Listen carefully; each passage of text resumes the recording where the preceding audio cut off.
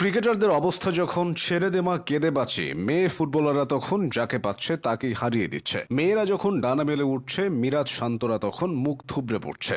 নারী ফুটবলে চলছে পৌষ মাস, ছেলেদের ক্রিকেটে পুরোটাই সর্বনাশ। নারী ফুটবল দল প্রথমবারের মতো এশিয়ান কাপের মূল পর্বে খেলার সুযোগ পেয়েছে বাংলাদেশ। সামনে হাতছানি দিচ্ছে বিশ্বকাপে অংশ নেওয়ার সুযোগ। অতীতে বয়সভিত্তিক বিভিন্ন টুর্নামেন্টের ট্রফি ও সাফ জয়ের গৌরব তো আছেই, শুধু নারী ফুটবলে নয়, পুরুষদের ফুটবলেও লেগেছে দিনবদলের হাওয়া। হামজা চৌধুরীকে দিয়ে শুরু, এরপর সামিদ সোম, কিউবা মিচেল ও ফাহমিদুল ইসলামদের মতো নামকরা প্রবাসী ফুটবলারদের সংযুক্তিতে শক্ত হয়েছে জাতীয় দলের ভিত্তি। এদিকে মেয়েদের ক্রিকেটেও উন্নতির ছাপটা স্পষ্ট। সেই 2018 সালে তারা এশিয়া কাপ জিতে বসে আছে। এইসব পূর্বাভাস বলে দেয় মহিলাদের ফুটবল বা ক্রিকেটে অদূর ভবিষ্যতে বড়সড় অর্জনের সামনে দাঁড়িয়ে বাংলাদেশ। অথচ পুরুষ ক্রিকেট দল কয়েক দশক পার করেও বলার মতো কিছু করতে পারেনি, বরং ধারাবাহিক অবনতিতে তারা বিরাট সমর্থক গোষ্ঠী হারিয়েছে। মানুষ এখন পুরুষদের ক্রিকেটের জন্য অধীর আগ্রহে অপেক্ষা করে না। যারা টুকটাক খোঁজখবর রাখে তারাও দিন শেষে হতাশ হয়। অনেকে তো ক্ষোভে ক্রিকেটটাই নিষিদ্ধ চান। ক্রিকেটে পুরুষদের অবনতির খবর দেওয়ার আগে ফুটবল ও ক্রিকেটে নারীদের জাগরণের বিষয়টা জানা দরকার। ফুটবলে মেয়েদের সাফল্যের কথাটা নতুন নয়। বাংলাদেশ ফুটবল ফেডারেশনের ক্যাবিনেট আলোকিত করে রাখা বেশিরভাগ ট্রফি নারী দলের,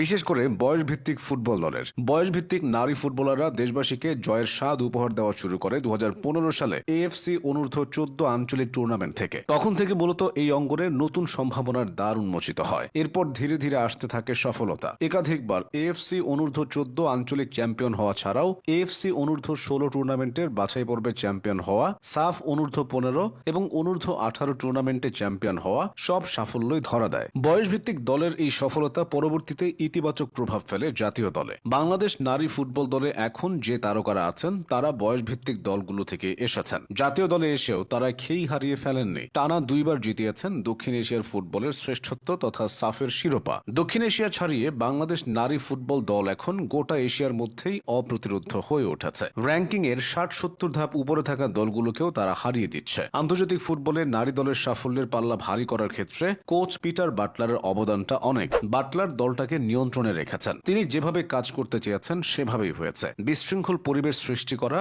ও বিদ্রোহী ফুটবলারদের বাদ দিয়ে তিনি পরিকল্পনা করেছেন। বাটলারের নীতিটা স্পষ্ট, থাকতে হলে নিয়মের মধ্যেই থাকতে হবে। এই মূল মন্ত্রই নারী ফুটবলে চূড়ান্ত জাগরণ নিয়ে এসেছে। অন্যদিকে ঠিক উল্টোটা ঘটছে দেশের পুরুষদের ক্রিকেটে। যেখানে নেই বাটলারের মতো সাহসী ও দক্ষ কোনো কোচ, নেই ভালো করার চেষ্টাও। বোর্ডের অভ্যন্তরীণ অসঙ্গতি, প্লেয়ারদের মধ্যে মনোমালিন্য, অধিনায়ক নিয়ে সংকট, এসবই বাংলাদেশ ক্রিকেটের চিরায়ত রূপ। নানা সমস্যায় জর্জরিত আফগানিস্তানের ক্রিকেট কাঠামো বাংলাদেশের থেকে ভালো। সেই সাফল্য তারা হাতে নাতে পাচ্ছে। বাংলাদেশ শুধু সেসব বসে বসে দেখছে। টেস্ট স্ট্যাটাস পাওয়ার 25 বছর পেরিয়ে